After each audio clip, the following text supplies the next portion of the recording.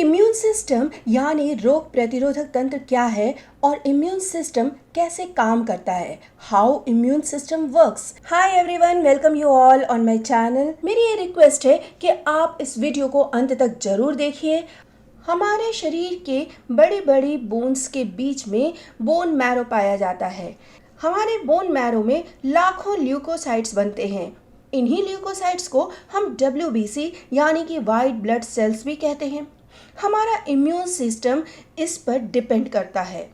Bone marrow से निकल करके ये सेल्स ब्लड वेसल्स में और लिम्फेटिक सिस्टम में चले जाते हैं, जो कि पूरे शरीर में एक जाल की तरह फैले होते हैं। जैसे कि आपके घर में पानी की सप्लाई के लिए पाइपलाइन फैली होती है। 1 माइक्रोलीटर ब्लड, ये तो बहुत ही कम क्वांटिटी हुई, में करीब 4000 से लेकर के 11000 तक ल्यूकोसाइट्स यानी कि WBC होते हैं। ये ल्यूकोसाइट्स एक सिक्योरिटी पर्सनल की तरह काम करते हैं और लगातार प्रत्येक ब्लड टिश्यूज और ऑर्गन्स को बड़ी शक की नज़रों से स्क्रीनिंग करते रहते हैं।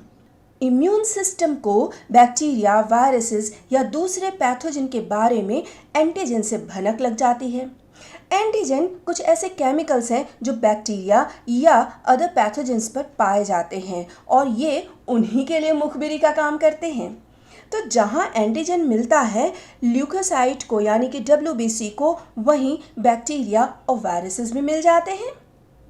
जैसे ही ल्यूकोसाइट को एंटीजन का पता चलता है, वो आपके पूरे इम्यून सिस्टम को अलर्ट पे डाल देता है।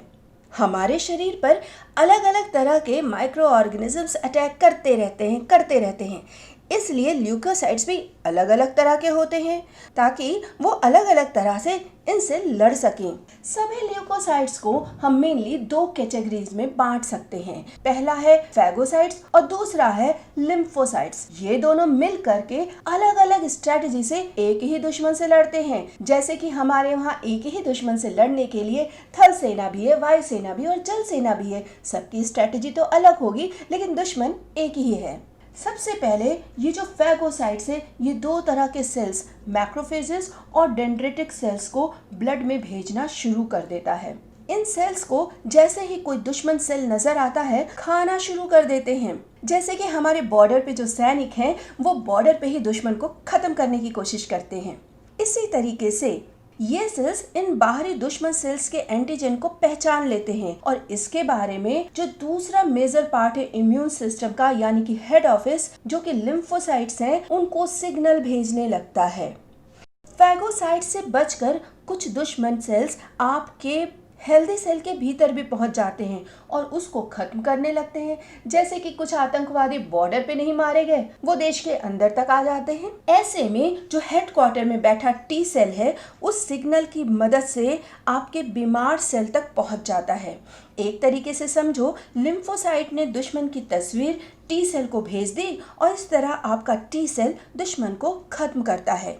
इस बीच जो हेड ऑफिस में B सेल भी था, वो फैगोसाइट्स के द्वारा भेजे गए इंफॉर्मेशन यानी कि दुश्मन किस तरह के केमिकल से बना है, उसके आधार पर दुश्मन से लड़ने के लिए फटाफट एंटीबॉडीज बनाना शुरू कर देता है। अब ये जो एंटीजन दुश्मन के बॉडी पर होता है, उसका ठीक मैचिंग एंटीबॉडी बनना शुरू हो जाता है। जैसे हर ताले की चाबी होती है, सही मैच जरूरी है, ठीक उसी तरह एंटीजन पर एक एंटीबॉडी फिक्स हो जाता है, जिससे दुश्मन का खात्मा हो जाता है।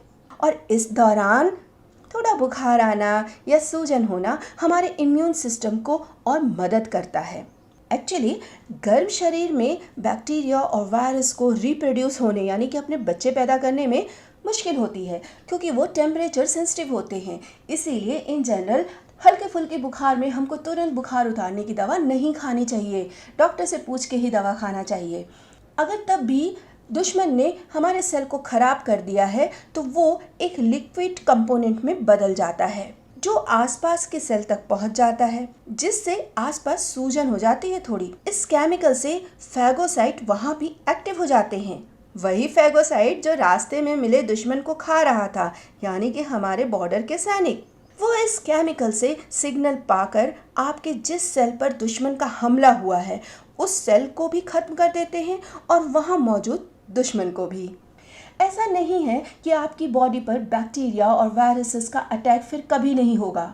अटैक तो होगा, लेकिन जब बी सेल और टी सेल को दुश्मन के एंटीजन के केमिकल की समझ हो जाती है तो वो उसकी याद को अपने दिलों में ताज़ा रखते हैं, और फिर जब दोबारा यदि वही दुश्मन अटैक किया तो इस बार वो दुश्मन आपके किसी सेल को खराब करे उसके पहले ही वो एंटीबॉडी बनाकर दुश्मन के एंटीजन पे हमला करने के लिए भेजते हैं।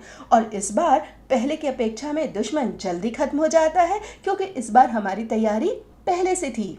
तो मैं अपने अगले वीडियो में आप लोगों से मिलूंगी इस जानकारी के साथ कि हम अपने इम्यून सिस्टम को कैसे और स्ट्रॉन्ग करें। तो thank you for watching. Please share among friends. जय हिंद।